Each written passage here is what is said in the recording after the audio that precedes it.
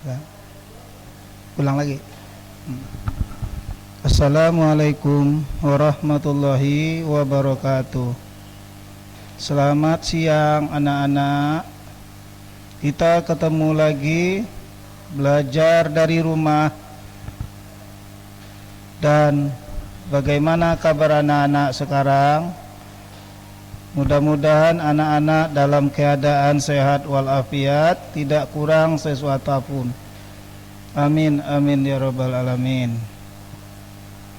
Anak-anak, sekarang Bapak akan memperkenalkan dulu diri untuk sebagai pembimbing pada hari ini belajar dari rumah, yaitu dengan Bapak Efrizal dari SDN Pulasaren 3.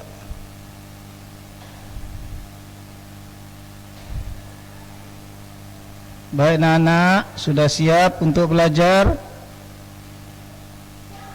Dan sebelum kita belajar, marilah kita berdoa terlebih dahulu supaya kita diberi rahmat dan hidayah oleh Allah Subhanahu wa taala. Berdoa mulai.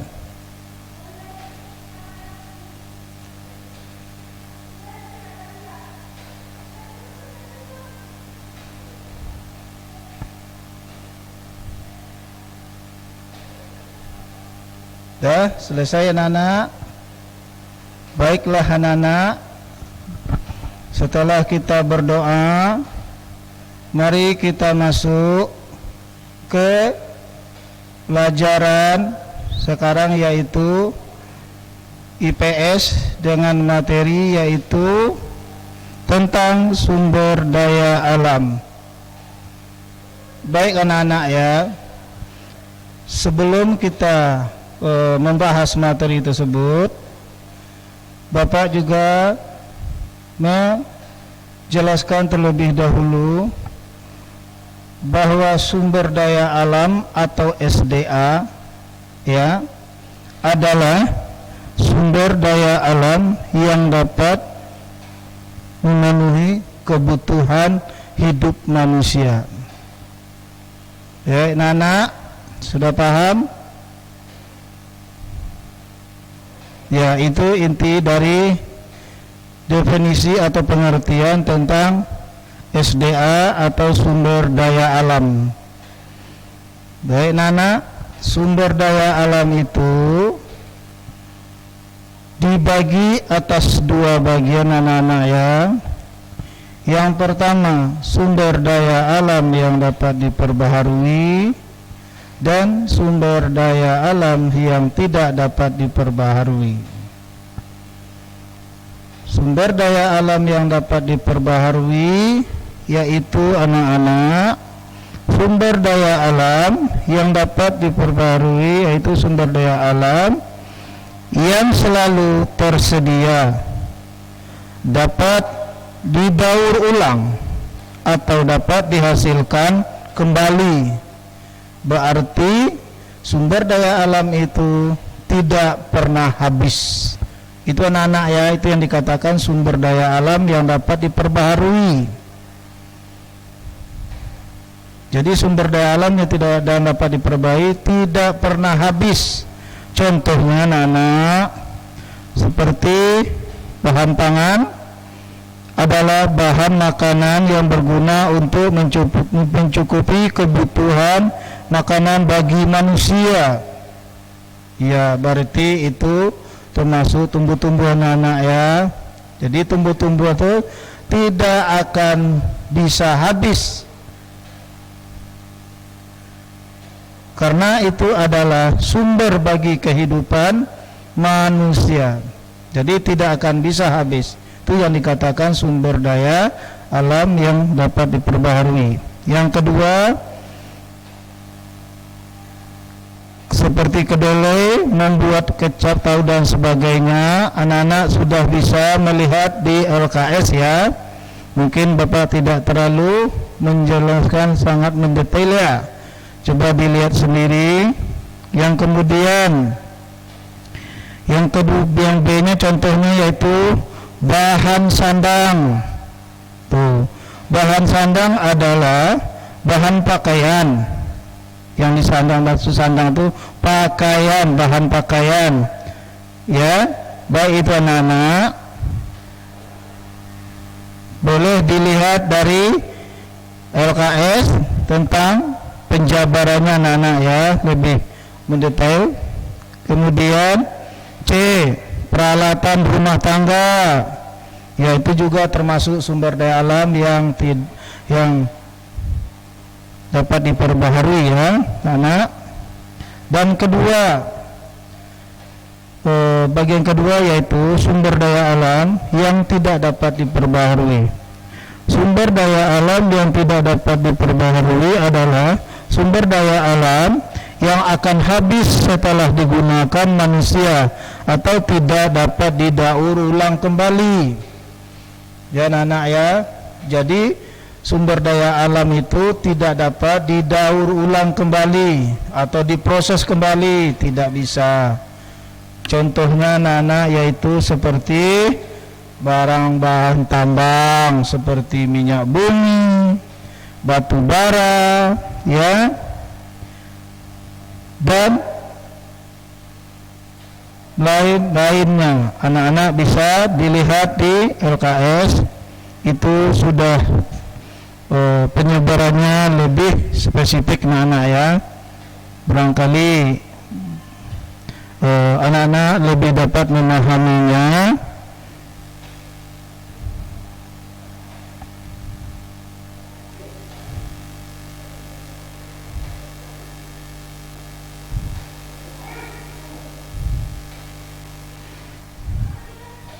Bagaimana anak-anak?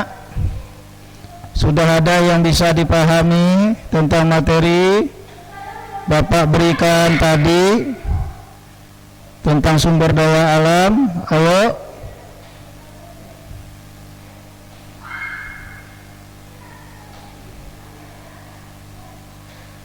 Bapak kasih waktu untuk memahaminya, silakan.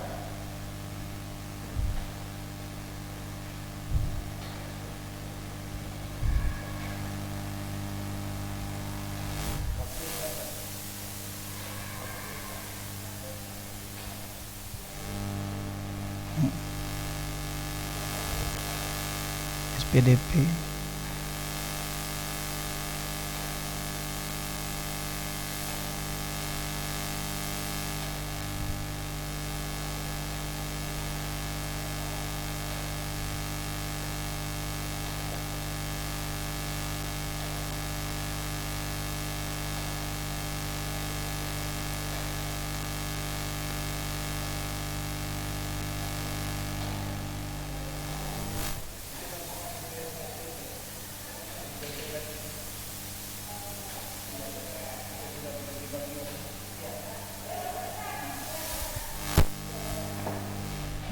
Baik Nana, untuk pembelajaran IPS pada siang ini cukup Bapak sampaikan sampai di situ dulu, dan kita akan memasuki materi kedua yaitu SBDP ya. Kita kenal dengan yaitu SBK kalau dulunya SBK ya. Jadi anak-anak, sebelum kita menjelaskan materi SBDP, anak-anak persiapkan dulu semua alat-alat tulis ya. Kita akan masuk materi yang kedua yaitu SBDP, yaitu tentang nada, tingginya nada ya. Apa yang dimaksud dengan tinggi nada? Tinggi nada suatu bunyi ditentukan oleh tinggi rendahnya frekuensi bunyi tersebut. Bunyi sebagai gelombang yang memiliki dimensi frekuensi.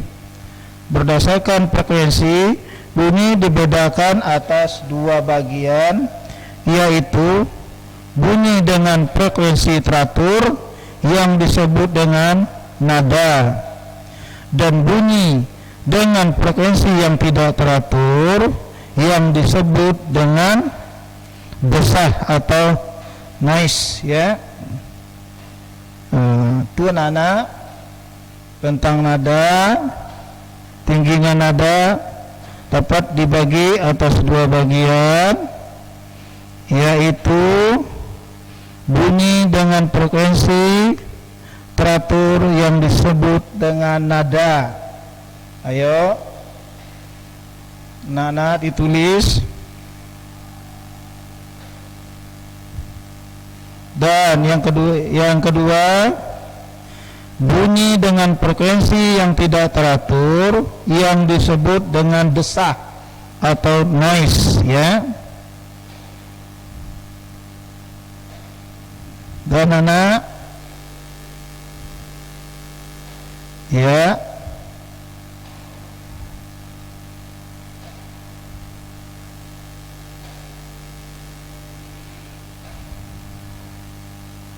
Bapak Rija kasih waktu untuk mencatat dan memahaminya.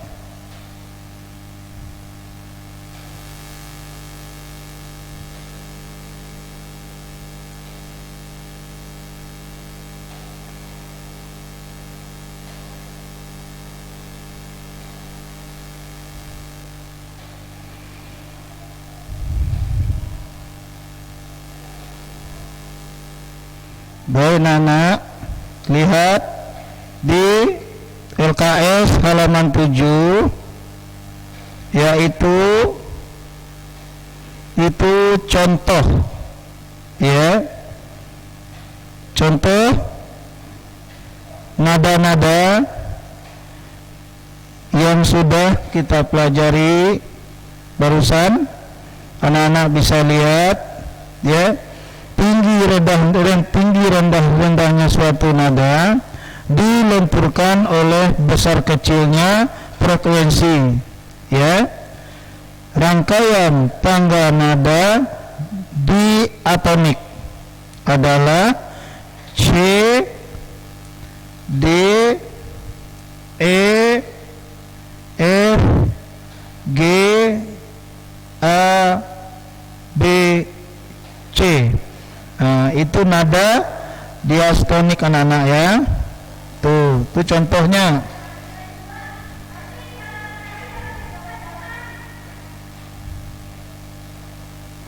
Itu contohnya ada oktav lebih rendah dan juga ada oktav lebih tinggi. Oktav lebih rendah yaitu do, re, mi, fa, sol, la, si, do. Tuh, ya. Dah, di sana anak lihat di situ, sama-sama kita saksikan. Baik, bahkan Pak Rijal jelaskan tentang oktav lebih rendah atau oktav lebih tinggi. Makin ke kanan dan akan makin tinggi, ya, noktahin anak, ya. Makin arah ke kanan, nadanya akan lebih tinggi. Pada notasi dikenal adanya sistem oktav, ya. Titik di bawah akan menunjukkan oktav yang rendah, adapun titik yang di atas akan menunjukkan oktav yang tinggi. Itu perbedaan anak. Ada oktav di bawah, ada oktav yang di atas. Itu ada tinggi rendahnya. Mana, ya? Sedangkan yang tidak memiliki titik tersebut oktavnya standar, ya, berarti biasa. Tinggi nada ditentukan oleh tinggi rendahnya frekuensi nada tersebut. Nada C disebut nada C, berarti tengah, dan nada C1 disebut nada C tinggi, ya, nana. Kemudian adapun nada C1 yang berbeda 1 oktav lebih rendah dari nada C disebut nada C rendah. Ya nana, dilanjut, terlihat dengan jelas bahwa C1 memiliki frekuensi 2 kali lipat dari frekuensi C, ya. Berarti C1 itu lebih, ya, 2 kali lipat dari C, ya. Kemudian adapun dengan nada-nada yang teratur, ya, kita dapat mengenal musik dan alat musik. Lihat itu contohnya nyanyi lagu air terjun. Nah, itu anak-anak bisa belajar melalui yang sudah Parija jelaskan di atas. Itu bisa dipelajari, mana C tinggi, mana C rendah, itu sudah bisa dipahami.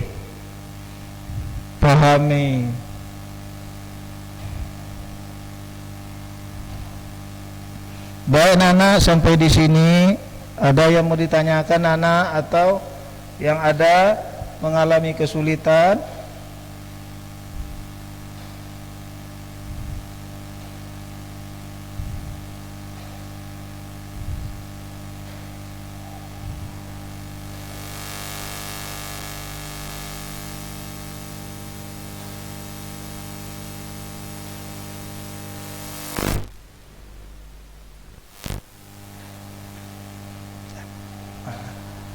Tutup. Ya, baiklah Nana. Baik Nana, ya, karena waktunya sudah habis, terbatas Nana, ya. Untuk materi pembelajaran pada hari ini sudah selesai, ya. Dan Parija tutup dengan membaca basmalah. Bismillahirrahmanirrahim. Alhamdulillah. Ya, alhamdulillah, baca hamdalah, ya. Maaf. Setelah kita mengakhiri pelajaran kita hari ini, kita baca hamdalah, ya Nana, ya, sama-sama. Alhamdulillahirabbil alamin. Sekian dan terima kasih. Assalamualaikum warahmatullahi wabarakatuh.